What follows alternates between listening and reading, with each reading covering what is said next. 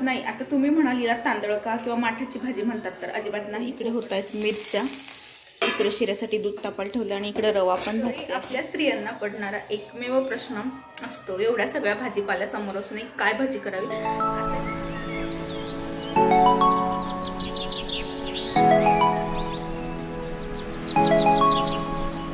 नमस्कार मंडळी, कसे आहात? मजेत असाल, तब्येत ठणठणीत असेल अशी मी आशा करते आणि पुन्हा एकदा तुम्हा सगळ्यांचं आपल्या चॅनलवर मनापासून स्वागत करते आहे.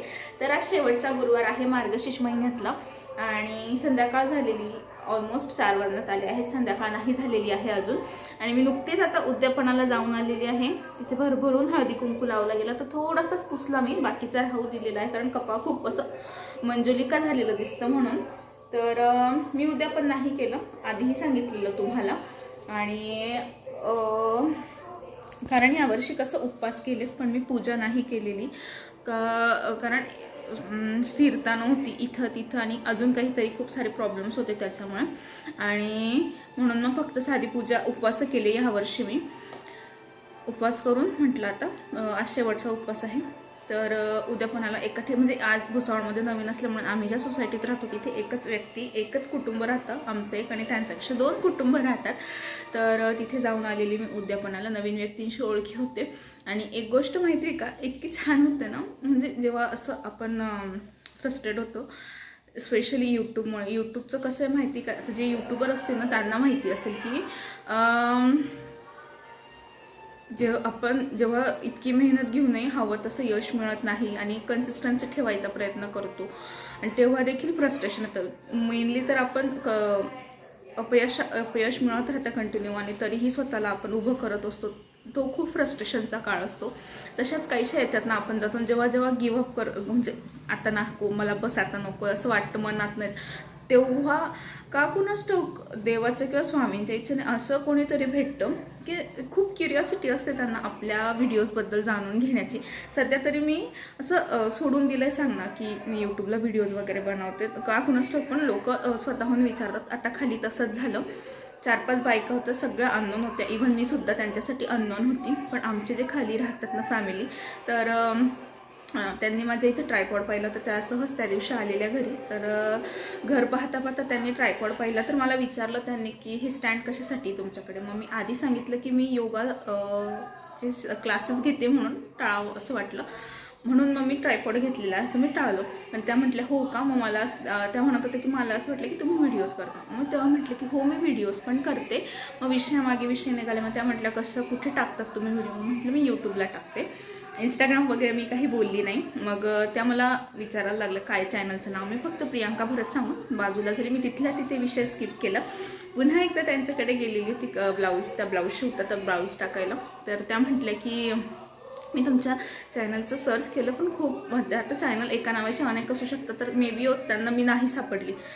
2-3 दिवसापूर्वी गेली होती तर, आणि आज गेली तर आज त्यांनी सगळ्या बायकांसमोर मला म्हटलं की जो हेअर ऑइलचा आपला जो व्हिडिओ, जो आईने बनवलेला हेअर ऑइलचा जो खूप लोकांपर्यंत आणि माझा पहिला व्हायरल गेलेला व्हिडिओ, तो त्या म्हटलं की मला तसं तेल बनवून द्याल का तुम्ही. मी व्हिडिओमध्ये बघितलं आणि त्याच्यामुळे अजून 4 बायका मग त्यांना विचारायला लागले की काय करतात ह्या. म्हणजे दृष्टिकोन बदलला माझा. मी निधीमध्ये बिझी होती, तिची काहीतरी कुजबूज चालली होती कानामध्ये, तर तरी पण माझं लक्ष त्यांच्याकडे होतं. तर त्या इतक्या छान सांगत होत्या ना की त्यांचे यूट्यूबला व्हिडिओज असतात, छान व्हिडिओ आहेत त्यांचे.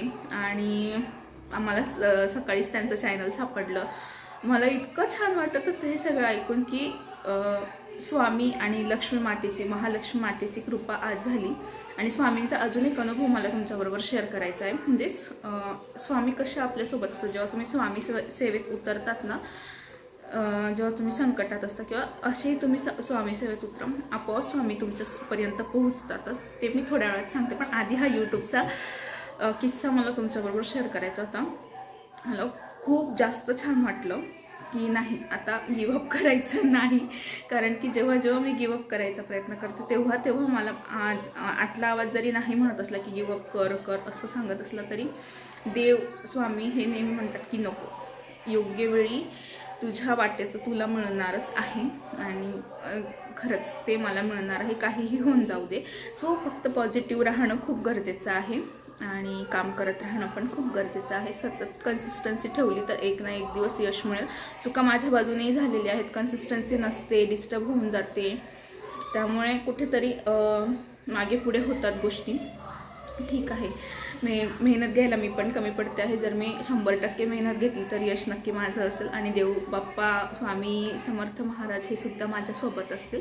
सो बडबड खूप झाली, व्हिडिओ जास्त मोठा होऊन जाईल इथेच बडबड करत राहिली तर. आता संध्याकाळी उपवास सोडायला मी विचार केलेला आहे. भाजी पोळी आणि पायनॅपलचा शिरा बनवावा, कारण मला भरपूर दिवसानंतर फ्रीजमध्ये पायनॅपल इसेन्स सापडलं. खूप शोधलं, त्याच्यानंतर एका कोपऱ्यात छोटीशी बॉटल दिसली. सो आज पायनॅपलचा शिरा करते. जवळजवळ 7-8 महिन्यानंतर नाही, 8-9 महिन्यानंतर तरी मी पायनॅपल शिरा बनवत असेल. किंवा नाशिकला होते तेव्हा नाही, 1-1.5 वर्षानंतर मी पायनॅपल शिरा बनवणार आहे आज. कारण काहीतरी गोड बनवायचं आहे म्हणून. तर बस आज मी खूप खुश आहे आणि थोड्याच वेळात स्वामींचा मला आलेला अनुभव तो देखील मी तुमच्याबरोबर थोड्या वेळात शेअर करते. बोलते थोड्या वेळात. तू नाही दिसते. मग दिसली ना बाब.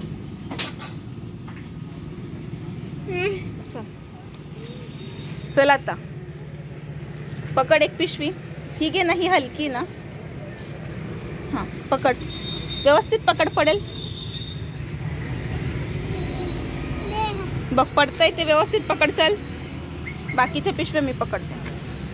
तर मी आणि नीती बाजारात गेलेलो होतो, कारण भाजीपाला आणि थोडंसं किराणा सामान आणायचा होता. त्याच्यामुळे इतकी हालत टाईट झाली की बोलणं पण नकोसं झालं. आता असं वाटतं कधी बसून, कारण इथून भरपूर लांब पडतो बाजार आणि त्यात इतकं ओझं पकडून हातात आणायचं. ऑलमोस्ट सगळंच संपलं ना, मग आठवड्याभराचं मी घेऊन येते. संडेला बऱ्याचदा का होतं, घरातली जी कामं पेंडिंग आहेत ना अजून पण घर सेट करण्यासाठी, मग ती करत संध्याकाळ होऊन जाते. मग संध्याकाळी काही चांगलं मिळत नाही, त्यामुळे मग मध्येच कधीतरी जाऊन मी हे सगळं घेऊन येते. पण आज थोडं जास्त झालं आणि हात जाम दुखतात आता. पण मस्त असेल. आता काय करायचं तो मोठा प्रश्न झालाय माझ्यासमोर. जरा जाऊन एवढा सगळा भाजीपाला आणला तरी आपल्या स्त्रियांना पडणारा एकमेव प्रश्न असतो, एवढ्या सगळ्या भाजीपाला समोर असूनही काय भाजी करावी. आता मी कन्फ्युज झाली एवढा सगळा भाजीपाला बघून की मी आता काय भाजी करावी, डोकंच काम नाही करत आहे. कपड्यांच्या बाबतीतही आपलं महिलांचं नाही म्हणा, मुलगी असो महिला असो, एवढे सगळे कपाटात कपडे असून आपलं नेहमी कन्फ्युजन होत असतं. किंवा आपण बाजारात जाऊन आणलं तरी असं वाटतं की नाही हे नको ते नको ते, असं होतं. तसंच माझं काहीसं झालेलं आहे. पालेभाज्या आणल्यात ना आज. आणि विशेष करून माहिती का, ही जी पोकळ्याची भाजी ना मला प्रचंड आवडते. तर ही भाजी मला मिळालेली आहे, म्हणजे खानदेश इकडे आईकडे आली ना तेव्हाच ही भाजी मला खायला मिळत असते, तिकडे मिळत नाही. आता तुम्ही म्हणाल याला तांदळका किंवा माठाची भाजी म्हणतात, तर अजिबात नाही. पोकळा आणि तांदळका याच्यामध्ये खूप फरक आहे. जे खानदेशचे असतील ना तर त्यांना नक्की माहिती असेल की पोकळा आणि तांदळक्याच्या भाजीमध्ये काय फरक असतो. अगदी मेथीची भाजी बनवतात ना तशीच बनवायची, साधा कोरडी, लसूण आणि मिरची टाकून मस्त लागते भाकरीबरोबर गरम गरम. मला आधी नाही आवडायची, पण लग्नानंतर प्रचंड आवडायला लागली. त्याचं कारण होतं मला डोळे लागले होते याचे. ज्या असं होतं ना, म्हणजे आपल्याला ज्या गोष्टी आवडत नाही त्याचे डोळे लागतात, तर तसंच काहीसं याच्याबरोबर झालेलं आहे माझं, की प्रचंड ही भाजी मला आवडते आणि भेटली. इवन ताईला पण आवडते. त्या मेथी पण आहे, कांद्याची पात आहे, मुळ्याची भाजी तर एकाच जणाची होईल, ती माझ्या पुरतं करायला, भरतलं नाही आवडत. कोथिंबीरची भाजी नाही होणार. पण ह्या भाज्या प्लस मी फ्रीजमध्ये काय ठेवलं, भेंडी ठेवली आणि टोमॅटो ठेवले, कारले ठेवले, ताक पण आणलेलं आहे, तरी डोकं काम नाही करत. ते एक विचार म्हणतो की छान मस्त फोडणीचा भात करायचा किंवा फोडणीची खिचडी करायची. पोळ्या सकाळच्या आहेत. नैवेद्याला पायनॅपलचा शिरा करायचा मस्त, मी मगाशी सांगितलं, आणि कढी करायची, असा प्लॅन ठरलेला आहे छानसा. पण बघू, कारण भरतचं कसं, आज दुपारी ते जेवल्यानंतर मग संध्याकाळी पातळ भाजी लागते त्यांना आणि मला कोरडं आवडतं, तर कॉम्बिनेशन मॅच झालं पाहिजे म्हणून कढी करते, छान मिरच्या तळते, निधीसाठी छान खिचडी करते, पोळ्या आहेत आणि पायनॅपलचा शिरा करते. म्हणजे असे 4-5 पक्वान आज आरामात बनत आहे. तर इकडे पाक करायचा आहे, तो सामान काढून ठेवला. कढी म्हणते आहे, ताक येतानाच आणलं, रवा पण आणला, याच्यात तूप आणलेलं होतं ते बाजूला राहू दिलं आहे मी, कारण पिशवीला लागलेलं आहे. तर ना हे तूप जे आहे ते मला आता आपण करतो ना, आई करते ना की डब्यातलं तूप पोळीला लावून देते किंवा याच्यातलं तूप असं पोळीला लावून देते, अगदी तसंच मी करणार आहे. कारण किती तूप आहे ते येत नाही आणि ही पिशवी मी काही गरम नाही करू शकत, म्हणून मग विचार केला की हिला कापून घेऊ छान आणि याचं एक तर छान पोळीवर पसरवून घेईल. पोळी गरम केल्यानंतर राहू देते, म्हणजे करून ना तूप तेवढं वाया नाही जाणार. मी थोडंच तूप आणलं कारण मला तूप बनवायचं आहे, अजून साय साचली नाही त्याच्यामुळे. तर आता आधी स्वयंपाक करते, काय करते ते दाखवते. आणि ना पायनॅपलच्या शिऱ्याची मी पुन्हा रेसिपी शेअर करते आहे, कारण बरेचसे सबस्क्रायबर नवीन जोडलेले गेलेले आहेत, त्याच्यामुळे पायनॅपल शिऱ्याची रेसिपी तुमच्याबरोबर शेअर करते थोड्या वेळामध्ये. आता आधी देवाजवळ दिवा लावते आणि मग बोलते. इकडे झालेली आहे खिचडी, त्याच्यानंतर इकडे होत आहेत मिरच्या, इकडे शिऱ्यासाठी दूध तापायला ठेवलं आणि इकडे रवा पण भाजते आहे. मल्टीटास्किंग काम ॲट अ टाइम केलं तर कामही. तर रवा वगैरे भाजून झाल्यानंतर दूध गरम केलेलं होतं ते मी याच्यात टाकलं. तुम्ही पाणीसुद्धा टाकू शकता किंवा पाणी दूध एकत्र टाकू शकतात. त्यानंतर साखर घातली. आता अंदाजानुसार साखर घातली. कोणाला जास्त गोड लागतं तर आमच्या इथे कमी गोड खातात, त्यामुळे मी थोडी कमी साखर घातलेली होती. नॉर्मल शिरा बनवतो तसाच शिरा बनवायचा आहे हा. वेलची पूड वगैरे टाकल्यानंतर, वेलची पूड ऑप्शनल आहे याच्यामध्ये, मी नाही टाकली, तुम्हाला टाकायची असेल टाकू शकता. त्यानंतर हे इसेन्स येतं, पायनॅपल इसेन्स, जसं व्हॅनिला इसेन्स वगैरे असतं, तर त्याचे मोजून मी आधी 3-4 ड्रॉप टाकले. आधी अंदाजा घेतला कारण मी 1-1.5 वर्षानंतर बनवत होती हा शिरा, त्याच्यामुळे माझा अंदाज चुकू शकत होता, म्हणून आधी मी 3 ते 4 ड्रॉप्स टाकले आणि बघितलं की कलर येतोय की नाही, कारण उग्र लागायला नको, ते खाताना कडवटपणा लागायला नको, म्हणून म्हटलं थोडं थोडं टाकूया. त्यानंतर काहीच रंग नाही आला. मी अजून 4 ते 5 थेंब टाकले त्या ड्रॉपचे आणि जो शिरा आहे तो व्यवस्थित असा मिक्स करून घेतलेला आहे. हे इसेन्स टाकल्यानंतर याचा जो काही ओरिजिनल ॲरोमा आहे ना पायनॅपलचा तो येतो आणि इथे आपला शिरा तयार मस्त झालेला आहे.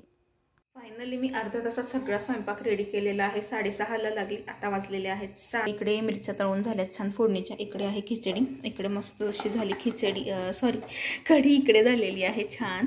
आणि इकडे आहे शिरा. नैवेद्य पण दाखवून झालेला आहे. आता देवीला जेवण करते कारण भूक लागलेली आहे, उपवास सोडायचा आहे. आणि मग बोलते तुमच्या. मी जेवणाला बसते तर मस्त ताट दिसतंय म्हणून म्हटलं दाखवावं तुम्हाला. छान मस्त अशी खिचडी, कढी, शिरा, छोटीशी पोळी केलेली ती घेतली आणि मिरच्या घेतलेल्या आहेत. तर छान मस्त असं जेवण होईल आता पोट भरून.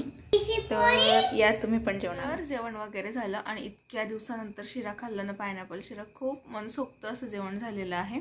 आणि सगळे कामं वगैरे आवरून आता निवांत बसली थोडंसं. तर मगाशी मी म्हटले होते की स्वामी समर्थांचं मला एक अनुभव शेअर करायचा आहे तुमच्याबरोबर. आज गुरुवार असल्यामुळे सांगते आहे. तर आम्ही इथे आलो आणि दुसरा रविवार होता.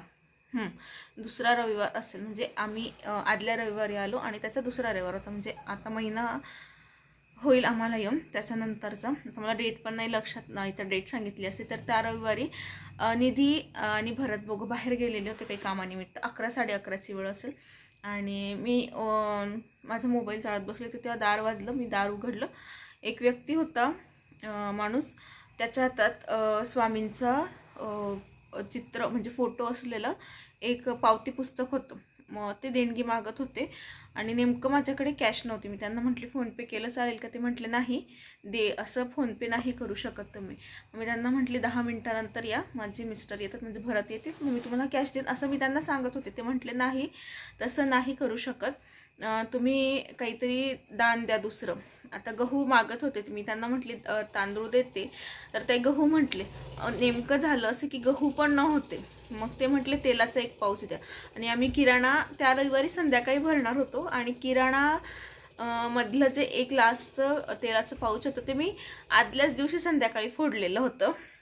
असं ते जे मागत होते ना ते माझ्याकडे होतच नाही अवेलेबल, पण ते ऑप्शन देत होते. मग नंतर शेवटी मग काय करायचं म्हणून तरी पण ते मी त्यांना रिक्वेस्टफुली पुन्हा म्हणत होते की तुम्ही 10 मिनिटानंतर या, 10 मिनिटानंतर या. ते म्हटले मी एकदाचा गेलो की पुन्हा येणार नाही.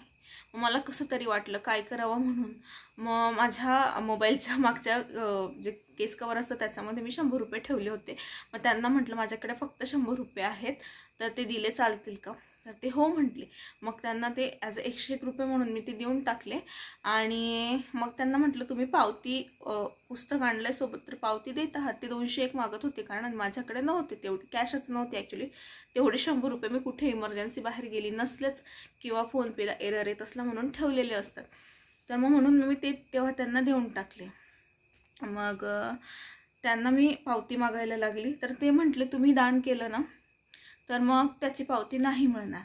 म्हटलं ठीक आहे. मग मला थोडंसं असं चुकीचं आहे का हे असं मनात आलं. लगेच ते म्हटलं तुम्ही कधी अक्कलकोटला गेलेले आहात का? मग मी म्हटले नाही, अजून स्वामींचं बोलवणं नाही आलं, तर अक्कलकोटला कधी म्हणजे बघू आता कधी जाणं होईल. जोपर्यंत स्वामींचं बोलावणं येत नाही तोपर्यंत आपण जात नाही असं आपल्याला माहिती. जे स्वामी भक्त आहेत त्यांना माहिती असेल. तर तसंच काहीसं झालं आणि ते म्हटले की लवकरच तुम्हाला बोलावणं येईल स्वामींचं. तर मग मी म्हटले छानच आहे. आणि त्यानंतर ते निघून गेले. नंतर तो व्यक्ती बाहेर बघितला तर मला नाही दिसला. कदाचित ते दुसऱ्या रस्त्याने गेले असेल, कारण 2 रस्ते आहेत. तर तो एक्सपिरियन्स म्हणजे तो अनुभव माझ्या डोक्यात फिट झाला की इथे आल्यानंतर कुठून तरी ऑप्शन ते मला देत होते. तसंच आपल्या आयुष्यात असतात की वाईट परिस्थिती आली किंवा काही होत नसेल ना, तर हे नाही तर ते नाही तर ते काहीतरी एक मार्ग म्हणजे मार्ग दाखवत असतात स्वामी आपल्याला बघायचं असतं की कुठला मार्ग योग्य आहे ते. तसंच काहीसं झालेलं आहे माझ्या बाबतीत. तर लक्षात राहिलेला आहे तो अनुभव माझ्या. तर तुमच्या पण आयुष्यात असा काही अनुभव आलेला असेल तर मला नक्की कमेंट करून सांगा. आजचा व्हिडिओ इथेच संपवते आहे. आशा करते तुम्हाला आजचा व्हिडिओ आवडला असेल. जर व्हिडिओ आवडला असेल तर लाईक करा, कमेंट करा, शेअर करा आणि चॅनलवर पहिल्यांदा असेल तर आठवणीने चॅनल सबस्क्राईब करा. भेटूया एका नवीन व्हिडिओमध्ये. तोपर्यंत काळजी घ्या. बाय.